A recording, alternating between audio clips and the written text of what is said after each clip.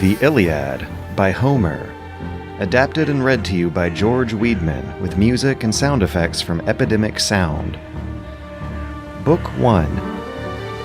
It is the 9th year of the Trojan War, an expedition the Achaeans have assembled to rescue Helen, a stolen princess.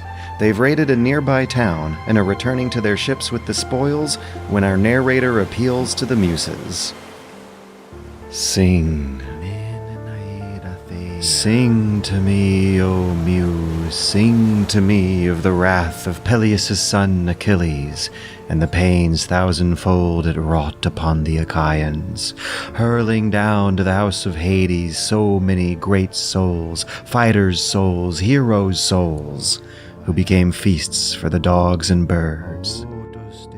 Begin, Muse, as the plans of Zeus were being fulfilled, when those first two broke and clashed in bitter conflict. Agamemnon, lord of men, against brilliant Achilles. Sing to me, Muse, of what god it was who drove hatred between them. Zeus's son, Apollo, lord of archery and of the sun, who in anger at King Agamemnon drove a foul pestilence among his camp, and the soldiers died. Since Agamemnon, son of Atreus, dishonored a priest of Apollo, it was Chryses, an old man, who came beside the fast ships of the Achaeans to ransom back his daughter, bringing gifts beyond measure, and a golden staff wound with the wreath of Apollo, making his plea to the two sons of Atreus, the field marshals of the camp, King Agamemnon and King Menelaus. Agamemnon, Menelaus, all you well-grieved Achaeans, may the gods who have their homes on Olympus bless you to sack King Priam's city of Troy and then come back home safely.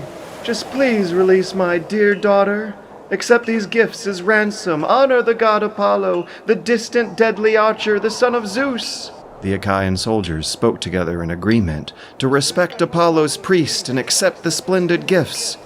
Yet Atreus' son Agamemnon's angry, proud heart remained repulsed, and he turned his back and drove a brutal refusal into the old man's ears. No!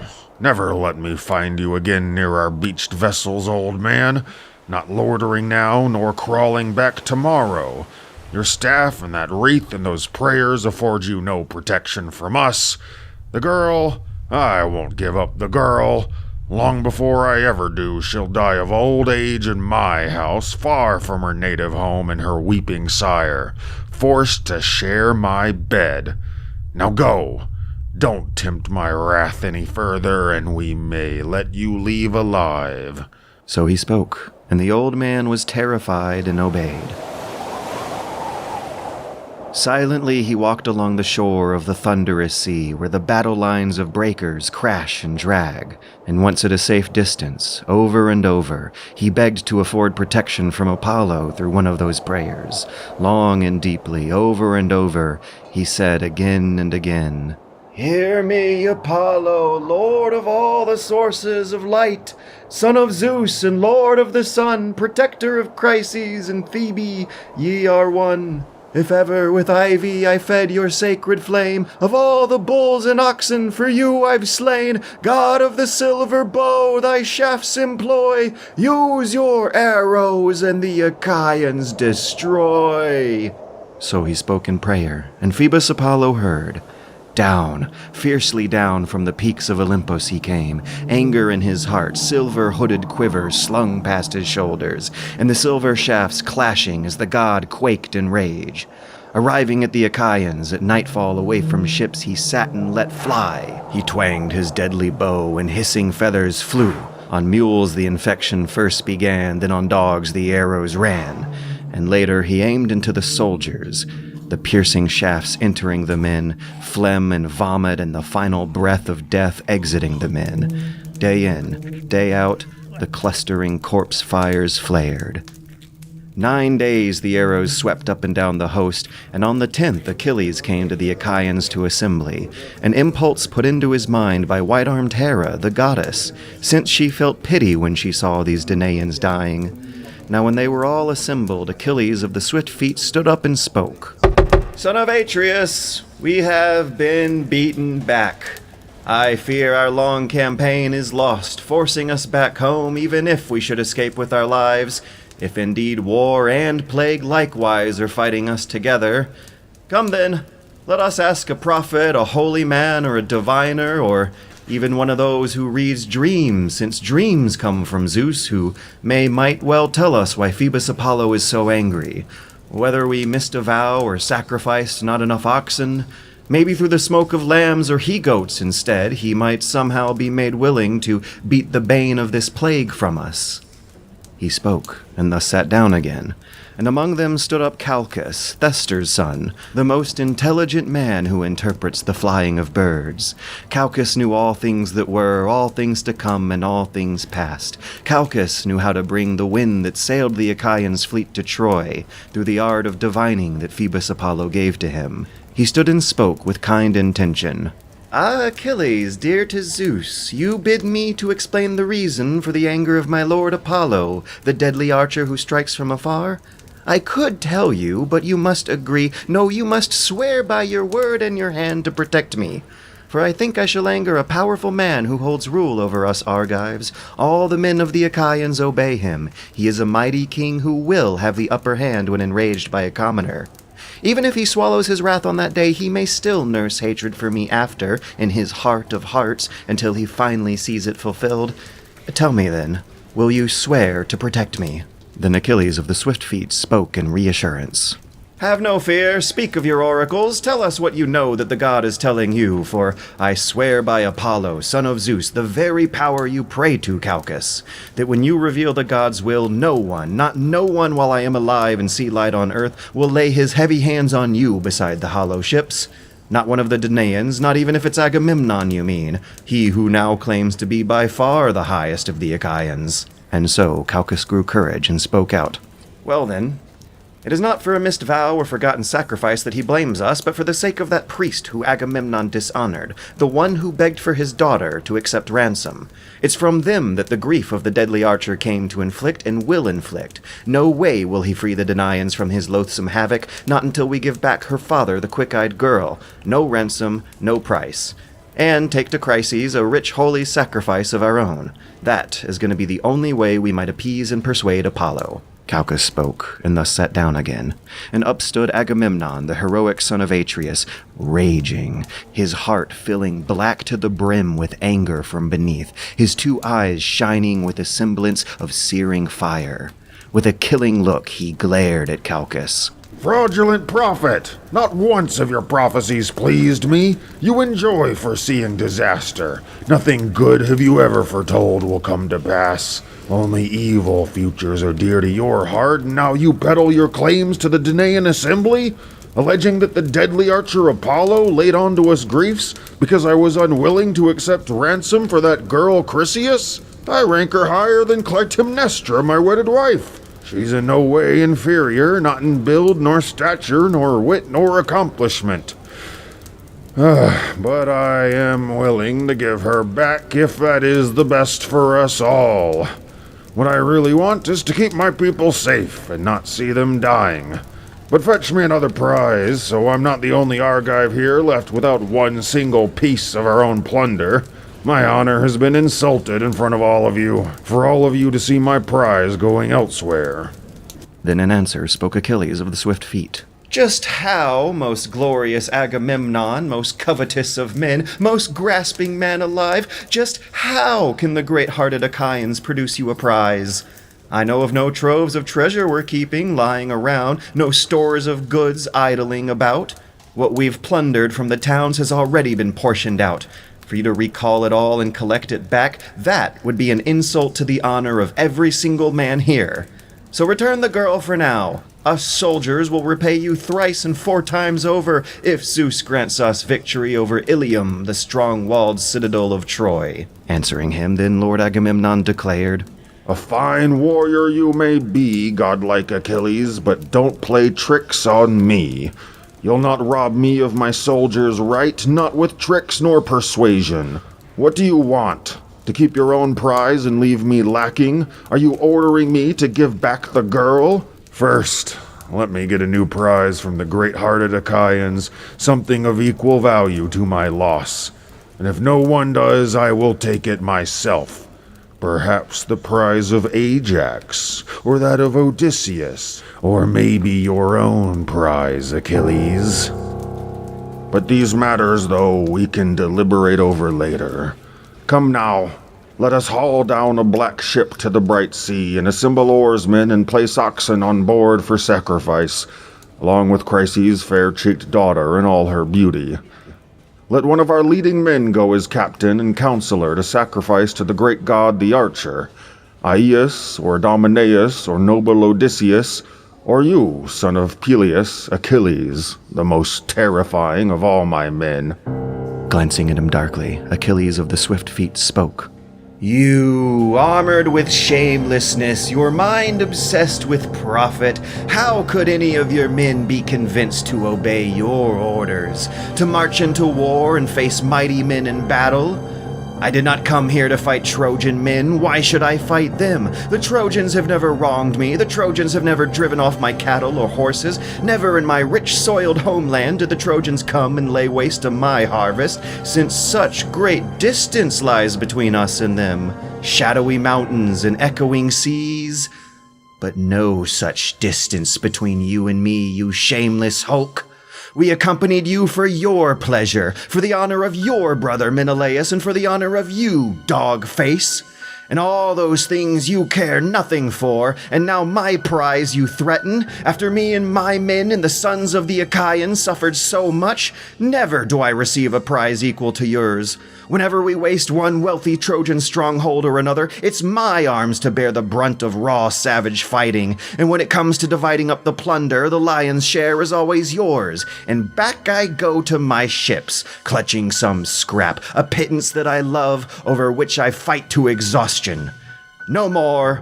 Back home I go to Phthia. Better by far to sail my beat ships home than stay here without honor, earning you your wealth.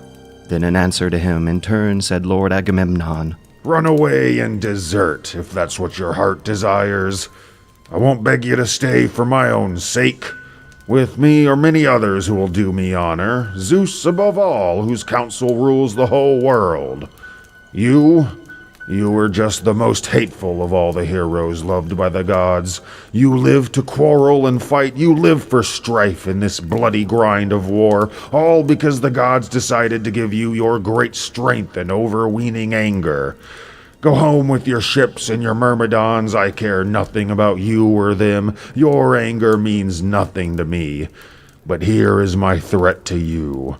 Since Apollo will take from me my Chryseis, and since I will take her back on a ship of my own, I shall take from you your fair-cheeked Briseis, your prize.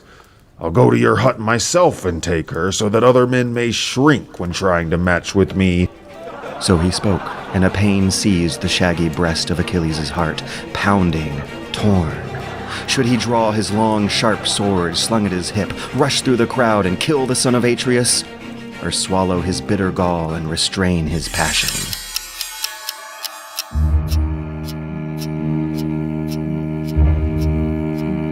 As his spirit raced back and forth debating wrath versus reason, Athena came down from the heavens, dispatched by Hera of the white arms, who loved and cared for both men equally. Standing behind him, she grabbed the fair hair of the son of Peleus, appearing to him alone. None of the other fighters saw her as they were frozen still. Achilles turned around in amazement, instantly recognized Pallas Athena, terrible, radiant flames in her eyes, and uttering winged words, he addressed her. Why now? Why have you come this time, child of Zeus? To witness the arrogant gall of Atreus' son Agamemnon? For I tell you, and I think this will come about, through his conduct he may well soon lose his life. To him spoke in answer the goddess gray-eyed Athena. Calm your fury, leave it to the gods to resign. To reason yield the empire of your mind. You and the king both are under care of heaven, and by my word let this command be given. Sheath your avenging steel, soon your honor the king will feel. For I pronounce as a heavenly power, your injured honor will have its hour. Of glittering gifts from a boundless store, bribe him of his friendship us gods implore. Let revenge no longer bear thy way, command thy passions and the gods obey. Then in answer, swift-foot Achilles spoke. I must respect the words of you both, goddess, as angry in my heart though I am. It is better by far to obey, for if a man obeys the gods, they too listen to his prayers. He spoke, and laid his heavy hand onto the silver sword hilt, and thrust the great blade back into its sheath. But Achilles was not through with his words of strong contempt, his anger not yet ended at Agamemnon, son of Atreus. You wine-sacked, dog-faced, fawn-hearted, not once have you dared to fight alongside your troops in battle or join them in ambush with the Achaean chieftains. No, for you fear the risk of death. You lack courage. Far safer in your mind is it to take back the gifts of whoever speaks against you. You king who feeds on your own people, you rule worthless husks of men. For if it weren't for this would have been your last outrage. This, I tell you, this scepter of yours that the sons of the Achaeans carry when we administer the justice of Zeus, by it I swear a great oath to you that someday a yearning for Achilles will strike Achaea's sons and all your armies. And for all your grief you will be able to do nothing, as their numbers drop and die before the Trojans. Then you will eat your heart out from within you, raging that you dishonored the best of the Achaeans. So spoke the son of Peleus, and he dashed to the ground the scepter studded with bright golden nails. But Agamemnon still smoldered on the other side, until wise old Nestor, the persuasive elder of Pylos, sat up from his chair to calm their passions with words of age, words whose stream ran sweeter than honey. In his old age he had seen 2 generations of men live and die, and in his realm of Pylos he now ruled over a 3rd. Oh, me. No more. Have some shame. Listen to old Nestor. You are too young, and in my time I struck up with better men than you two. Men like Periothos and Dryas, the fine captain, Caenis and Exadius, and the legendary Polyphemus and Theseus. They could match the immortals. Those were the strongest generation of men ever bred on earth, and we fought against the strongest too. We fought beastly men, we fought centaurs. It was terrible, deadly work. I was in a company of those men, coming a long way from Pylos, and I fought with my lance using only one hand. None of the men who walk on earth these days could match us, none. But they still took to my counsel, they still marked my words, so you listen too. Yielding is far better. Don't steal the girl, Agamemnon, as great as you are, and you, Achilles, don't challenge a king. Zeus is the one who gives power to kings, as strong as you may be, the son of an immortal you may be, but he has more power because he rules over more subjects. And Agamemnon, give up your anger. For the Achaeans, Achilles is your bulwark against the defeat of war. Then in answer, Agamemnon spoke in haste. True, old man, what you say is true and fair, but look at him. He wants to be above all others and wants to dominate all, lord over all, give orders to all. And well, I know of one who won't obey him. So what if the gods made him a great spearman? How does that entitle him to hurl abuse at me? Yes, brilliant Achilles interrupted. What a worthless coward I'd be called if I were to submit to you and follow every order you happen to give. You can order around other men, but not me. I have no intention to obey you. One other thing I will tell, and you hear it to heart. I won't do battle for that girl, neither will you nor any man alive. You gave her, you'll take her. But everything else that is mine is by my black ship. Not one bit of it can you seize against my will. Go on, try it, so that all the men here will see how quickly your black blood will run down my spear. So these two finished their battle of words and stood up, breaking up the assembly of Achaeans by their fast ships. Achilles returned to his ship and to his shelter with Patroclus, Menoetios' son, and their comrades. And Agamemnon, son of Atreus, drew up a fast ship with 20 oarsmen, and loaded it with cattle for sacrifice to the gods, and set on board Chryseis of the fair cheeks. Leading her was clever Odysseus, in charge of the vessel. All embarked, the party launched into the sea's foaming ways, while Agamemnon, the son of Atreus, told his men to wash themselves and purify themselves of the filth of the plague. They scoured it off, throwing the scourings into the surf, and accomplished perfect sacrifices to Apollo the god, and the savory smoke went up to heaven, swirling in the sky.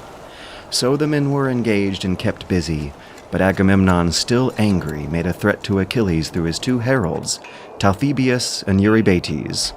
Both of you go to Achilles' shelter and take Briseis of the fair cheeks by the hand. Bring her back here, and if he refuses, I will come in person with an entire army. That'll be the worse for him. So under his authority they went by the shore of the barren salt sea, and came to the ships and shelters of the Myrmidons. They found Achilles sitting grimly beside his tent, no joy in his heart at seeing them. The two heralds quaked in terror at awe of the king, and stayed silent until the son of Peleus spoke. "Welcome, heralds, messengers of Zeus and mortals, come on. It's not you I blame, but Agamemnon who sent you for the girl Briseis. Patroclus, go bring her out and hand her over so they can take her back. But you heralds, do witness me declaring, along with all the gods of all men and all kings, that if hereafter there shall be need of me to save the Achaeans from stark defeat, then he is raving mad. He lacks the wit to know past from present and know who is the only one that will keep the Achaeans fighting safely by their ships." So he spoke, and Patroclus obeyed his beloved companion. He led Briseis forth and gave her to be taken back, and so she went unwillingly. Achilles was weeping, and he moved off from his comrades, and sat far away by the shore of the heaving gray sea. His teary eyes scanned across the endless ocean, fixing on the deep, narrowing into the foam down below, when he stretched out his arms and said, "Mother! Mother who bore me for such a short life! Thundering Zeus of the immortals should have at least given me honor for how few years my short life will be. But now he gives me nothing. Atreus' son Agamemnon humiliated me during assembly, took my prize for himself." And as he prayed, tears falling into the water, his mother Thetis heard him, seated next to the old man of the sea. Suddenly she rose up from the salty green depths, emerging like mist from the gray water she came up, and sat beside the weeping Achilles, stroked him with her hand and spoke, "Why, my child, do you lament? What sorrow has come to your heart now? Don't hide it. Tell me. We must share it all." You know already. You are all-knowing. Why must I labor through it all again and say? We went against Thebe and sacked a sacred city of Apollo and brought everything we could carry back here. The Achaeans divided up our spoils fairly until Chryses, the priest of Apollo, came back to offer ransom for his daughter. Yet Atreus' son Agamemnon turned his back and dismissed the old man, and his god's wicked deadly arrows raged a plague through our camp. I was the first, mother, I was the first to urge that we appease the god. But Agamemnon, too furious, leapt to his feet and ordered the heralds to take my prize the Achaeans gave me, Briseis, the girl, in exchange for Chryseis, the priest's daughter. If you can come to the aid of your own son, go up to Olympus and petition Zeus. If ever you've gratified his heart with words and deeds, many times in my father's hall, I remember hearing you make claims. You said you only among the immortals saved him from Kronos. You were the one who called for his allies against the Titans. You saved Zeus from ruin. You alone rescued him from his bonds. Remind him, sit by him, clasp his knees, persuade his mind to help the Trojans, so that Agamemnon will see his own madness in failing to honor the best of the Achaeans." Thetis wept with flowing tears and answered him, "Oh, my son, my sorrow, why did I give you this life? All I bore was doom. I wish you could linger by your ships without grief, without torment, but doomed to such a short life you are, short of years but long of sorrow. Woe I was to bore you. Nevertheless, I will go to the snowy heights of Olympus and tell Zeus your prayer, but sit tight. Stay in your rage for days, 12 days. Zeus yesterday went out to the ocean to visit the loyal Ethiopians for a feast, and all the other gods went with him. In 12 days he'll come back, and then I shall go to his house with its bronze floor and clasp his knees. Then I think I can win him over. Meanwhile, Odysseus made landfall near Chryses, and brought out the oxen for a holy sacrifice. When they steered into the harbor, they furled their sails, stowing it inside the hollow ship. They lowered the mast by the forestays, lowered it into their crutch carefully and smoothly, casting out anchor stones and hitching them to stern cables. And then they themselves disembarked on the seashore and landed the oxen for the hecatomb. Chryseis disembarked, led by the hand of silver-tongued Odysseus, who escorted her to the altar, put her in the arms of her dear father, and addressed him. Chryses, Said he, we have been sent by King Agamemnon to bring you back your child and to offer to Apollo a holy sacrifice on behalf of the Danaans, to appease your god who has now brought such sorrows upon us Argives. So he spoke, and delivered Chryseis, the priest's dear child. And now they rinsed their hands and ranged oats of barley over the oxen, the holy hecatomb, orderly arranged around the altar of the god. Chryses lifted up his arms and prayed out loud, Oh, hear me, God of the silver bow divine. Rule Thebe and protect Chryses we incline. Thy plague-filled arrows inflict a raging pest, and burning with vengeance we sacrifice for request. Once more attend us, avert thy wasteful woe, and smile propitious, unbend thy bow. So he prayed, and Phoebus Apollo heard. Once more they scattered barley oats over the oxen, pulling back the victims' heads and slaughtering and flaying them. They cut away the meat from the thigh bones, wrapping it in fat, making a double fold, and layered shreds of meat on top of meat. The old man spitted and roasted these over dried split wood, and poured a skin of rich wine over the meat. They tasted the vital organs and cut them into pieces, piercing them, spitting them over fire. When the work was done and the feast laid out, they all ate well, and no man's hunger was denied a fair portion. When their desire for eating had been put away, the young men filled mixing bowls with pure wine and handed it round, tipping first drops for the god in everyone's goblet, and then water to mix with the wine, so their libations were poured, equally distributed. All day long they sung and danced in worship of Apollo, raising a ringing hymn to the distant deadly archer, and Apollo listened. The god's heart warmed with joy. The sun went down and darkness came on. They laid down to sleep by the morning cables of their ship, and when dawn shone once more with her rose-red fingers, they sailed forth to sea back to the Achaean camp. Phoebus Apollo sent them a fair headwind into their mast, and hoisted their sails high and wide.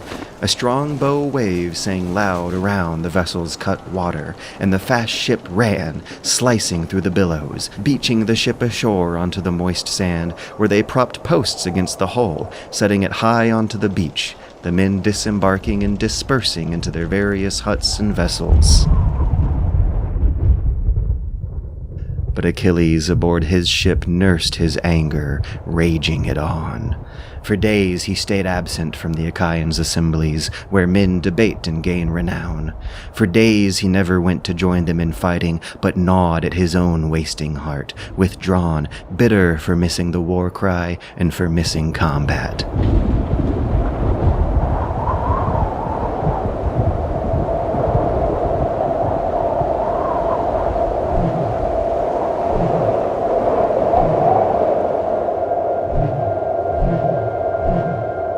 When the 12th dawn from that first day broke, the gods of Olympus assembled all together, led by Zeus of the councils, and Thetis did not forget the charge her son had laid upon her. So she rose from the sea and up to great heaven at early morning to Olympus, where the loud thundering Olympian son of Cronos was found among the rest, perched on the topmost peak of the topmost mountain. She sat before him, and placed her left hand on his knees, her right hand touching him beneath the chin. Father Zeus, if ever I did you help by words or deeds for the immortals, hear my wish, and do honor to my son Achilles, whose life is fated to be so short-lived. The lord of men Agamemnon dishonored him by taking his prize and keeping her. Honor him then yourself, O lord of counsel, and steer your hand towards helping the Trojans. Give them the edge in battle, at least until the Achaeans pay my son what he is due, and load him with glittering gifts, boundless in store." Zeus sat for a while, and quite troubled. Thetis still kept firm of her hold and besought him a second time. "Promise me, nod your head or say no, you have nothing to fear. Show me if you care, so I may learn how I am the most dishonored of all the gods." Zeus, who gathered the clouds, addressed her. "This is a nasty business you have brought me. You'll get me in trouble with my wife, Hera. Constantly she nags and abuses me with her taunting, accusing me of helping the Trojans too much already. Now go, lest Hera finds out. I will consider the matter, and I will bring it about as you ask. See now, I'll even nod my head to make sure you believe me. No promise of mine I'll revoke or unfulfill if I nod in assent to it." And the son of Kronos bowed his dark brows, the ambrosial locks swaying as he shook his immortal head, shaking all of Olympus along with it. The two parted from each other, Thetis going back to the depths and Zeus to his dwelling. And when Zeus stood, so too did all the other gods rise together. Not one of them dared to remain seated. All stood up as he came in. But his wife Hera had been glancing at the two, and she was aware that Thetis, the daughter of the sea, had been scheming, and so she addressed him with mocking words. "Which of the gods are you conspiring with now, O cunning schemer? You always leave me out, hatching these secret matters behind my back. Never have you told me not once of your intentions." "Hera, do not expect to know all my thoughts. Though my wife you may be, this situation is much too complicated, and once it is fitting to hear, there will be no one of gods or mortals who will hear it before you. When it comes to us divinities needing to keep our knowledge confidential, you must not pry or ask questions." Then to him the ox-eyed lady Hera spoke. "Most dreaded son of Kronos, what are you speaking? Me pry and press and ask intrusive questions? Never. Before now I have never pressed, up to a fault. You go out and do whatever you go out and do. But now I fear you've been won over by that sea nymph Thetis. I saw her with you this morning, her hands on your knees. I believe you promised her to meddle in that little war down there. But the both of you will get so many men killed by the interventions." "You are so full of fancy. I try and keep a secret, but you still suspect me and find out. But you will gain nothing from this. I've only come to dislike you more. If that is my business, then I have my reasons. So sit down, be quiet, obey my words, and do as I tell you. Not all of the gods on Olympus can help you once I lay my immortal hands on you." So he spoke, and fear gripped the ox-eyed lady Hera. She sat down in silence and bent her heart over into submission, as did all the other gods in fear of their cloud-shaking father. Hephaestus, god of the workshop, was the first to speak up. "This is a nasty business we have here. Something not to be born of us immortals. Quarreling down there for the sake of mortals, and all us brawling up here for the sake of gods. It'll spoil our feast. Come on, mother, cheer up. I love you dearly and would hate to see you getting a thrashing. But it can't be helped, can it? What with him being Zeus, Lord of the Almighty and all. Gotta be so polite and proper, he'll just toss us right off, will he not?" So saying this, Hephaestus sprung up and passed a two-handed goblet to his mother Hera. "Cheer up. Least we don't have much trouble making the best of him. One time I did something or another to send him off his rocker. He tossed me by the foot down to that miserable earth. All day long I plummeted. As the sun was setting, I finally landed on Lemnos. The nice little folk there took care of me. Which ones were those? The Cynicians, Silutians, Scythians?" So he spoke, and the goddess white-armed Hera smiled, receiving her cup in one hand and passing it from left to right to the other gods, and eventually, humor was carried across their table too, as the Olympians laughed and applauded the crook-legged god Hephaestus' stories, and also at his hobbling. Then thereafter, for the whole day long until the sun set, they feasted, nor was anyone's hunger denied a fair portion, nor were they denied the beautifully strung lyre Apollo was strumming, nor the lovely voices of the singing muses. Then, when the sun's glorious light went down, they all went into their own houses, each one built by the far-famed craftsman god Hephaestus. Olympian Zeus crawled into his bed, where sleep always overtook his head, with white-armed Hera of the golden throne laying beside him.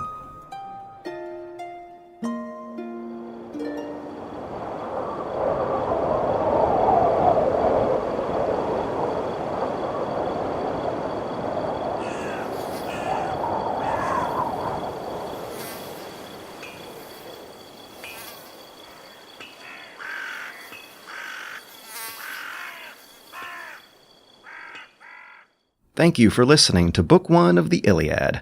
I'd like to include a brief commentary at the end of every book to help explain some of the more obscure references, awkward turns of phrases, and the historical context, for the sake of first-time listeners who may have never taken a serious stab at going through this first major work of Western literary history, the great grandpappy of virtually all the tropes, cliches, and formulaic archetypes that still stimulate the modern imagination to this day.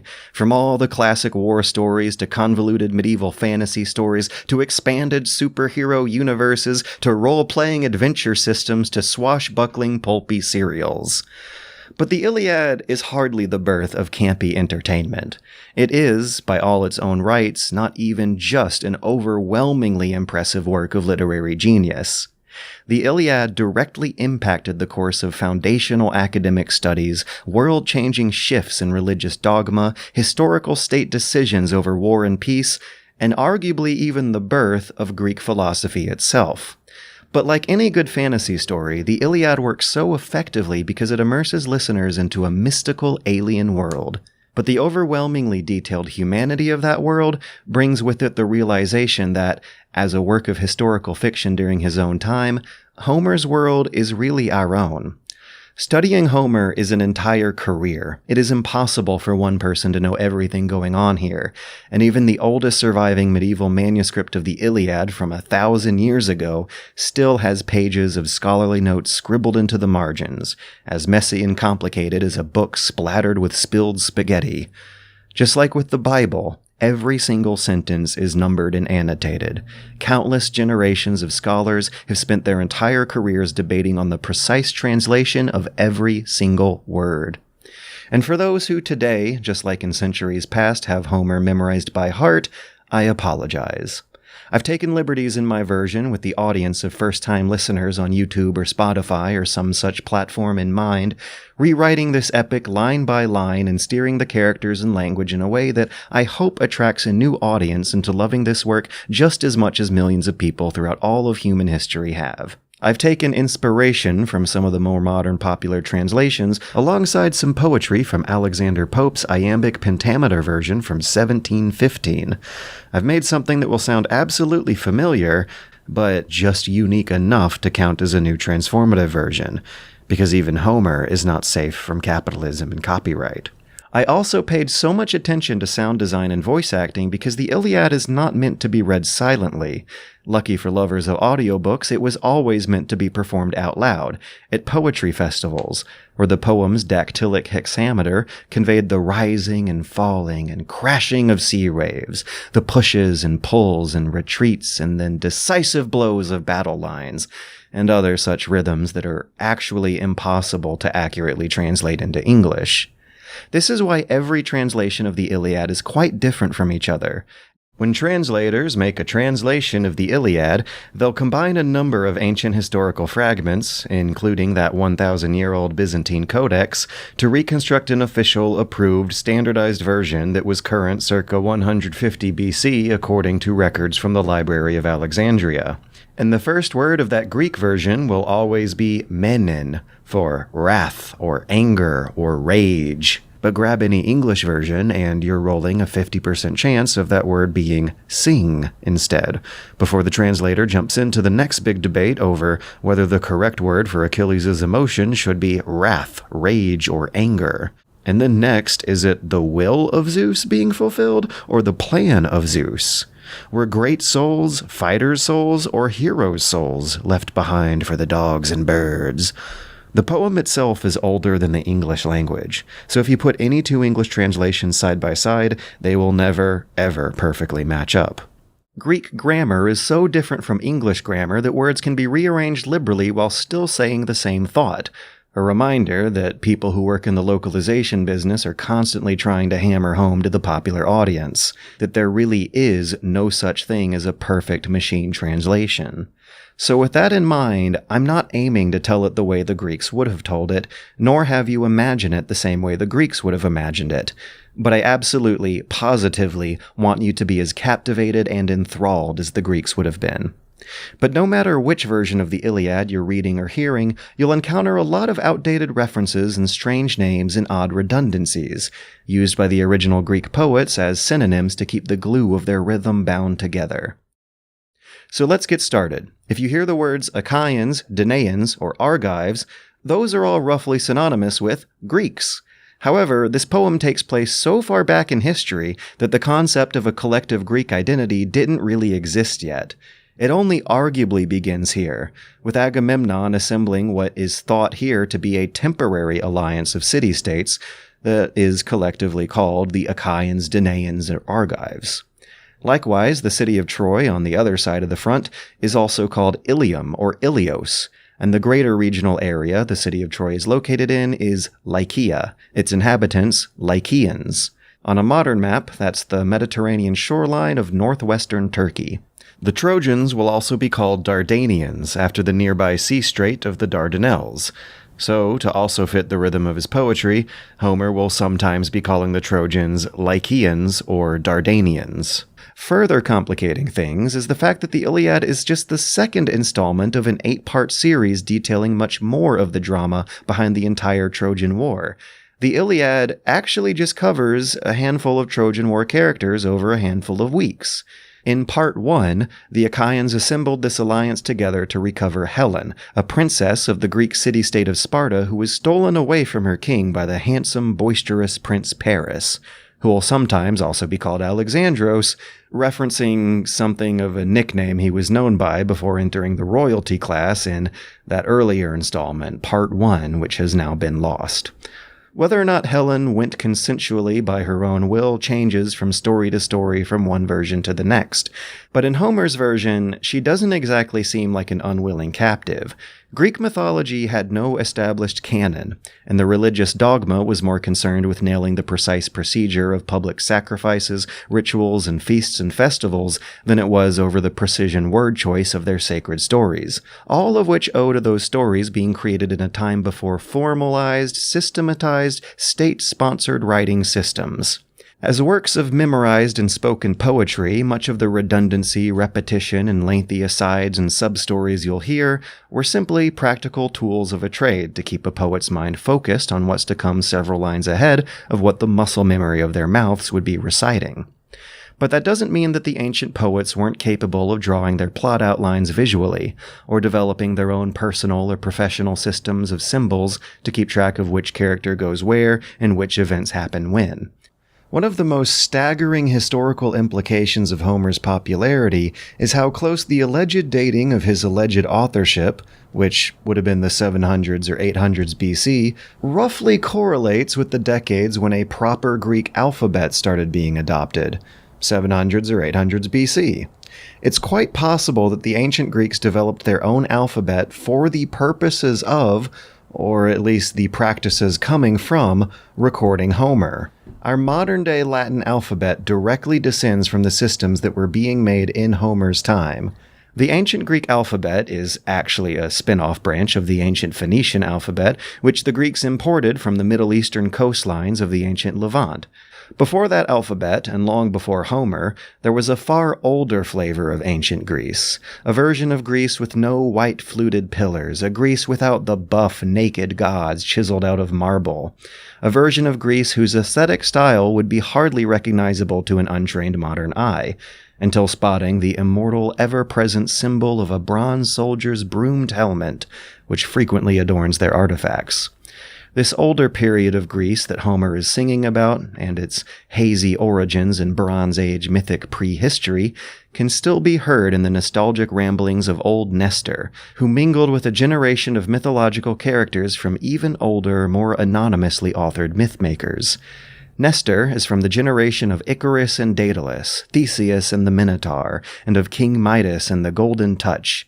Simpler, shorter moral myths with a bit more of a supernatural element to them, but just like Homer's myths, they include characters directly communicating to their gods.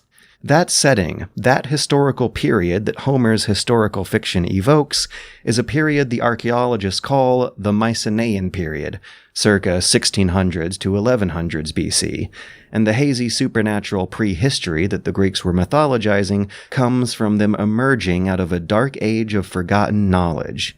The kingdoms of Agamemnon and Odysseus and Nestor, the kingdoms of Mycenaean Greece, had their own systems of writing, but it was all destroyed and forgotten, and by Homer's time, that link of direct communication between humans and their gods had also been broken.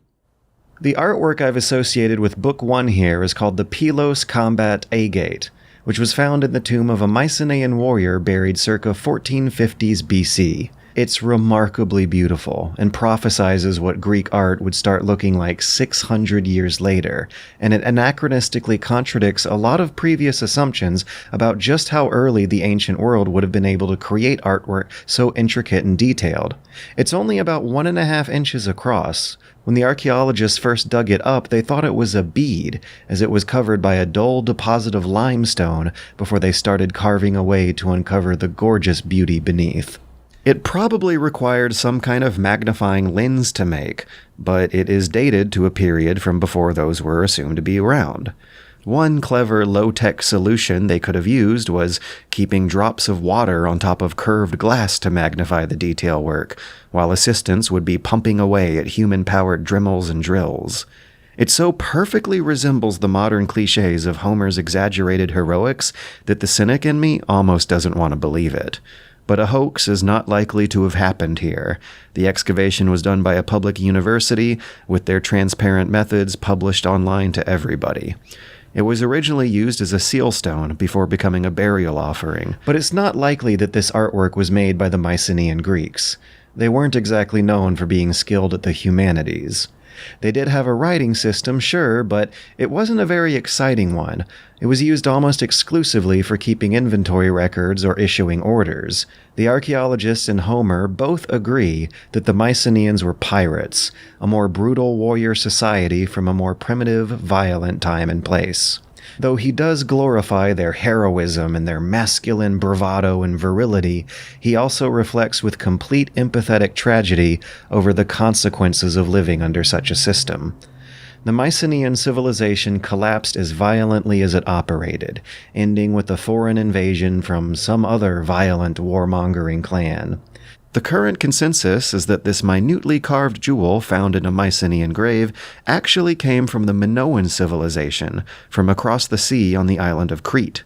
There's no dominant theory on exactly how it got there. It could have been traded, it could have been custom ordered, or, like Homer's Achaeans on their way to Troy, it could have been plundered during one of their overseas campaigns against a foreign culture.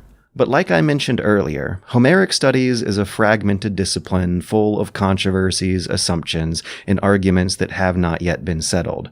We're only barely scratching the surface. The questions over whether or not Homer actually existed, and whether or not the Trojan War existed, will be covered in the next chapter, along with the discussion over that connection between the ancient Greek gods and human psychology. I hope you enjoyed this, and I hope you'll stick with it. Thanks again to Epidemic Sound for their library of music and sound effects. The musicians you heard in this episode were Rand Also, Farrell Wooten, Fabian Tell, Trevor Kowalski, and Gabriel Lucas. I'd also like to give a full acknowledgement and thanks to all the modern translators of Homer, from Robert Fagles to Richard Lattimore to Caroline Alexander to Peter Green. And I'd especially like to give a big thank you to my Patreon supporters who made this project possible, which include Joel Jacobson, son of Jacob, Seb Eater, devourer of beer, Tom Webster of the Many Words, Joe Baggs, who holds many things, Russell Callender of Godlike Punctuality, Ask Joe Batoon, the most harmonious one, Zach Schuster, teller of tales, Marty Crinlin, friend of all healers, Quiddle Sticks, he who loves all animals, J.P.U., the most mysterious of deities, A. Cody Schuffelin, who dances every day, Occluded Chungus, voracious consumer of carrots, Graham White, baker of crackers, Erwin Unate, lover of the spiced meat, Jason McClung of the far-flung tongue, Jeffrey Paul, wise financier of funds, Pat Delaney, who is correct in all things, Michael Russell, fearsome at games of tennis, and finally, there was Emil Olberg of impeccable judgment.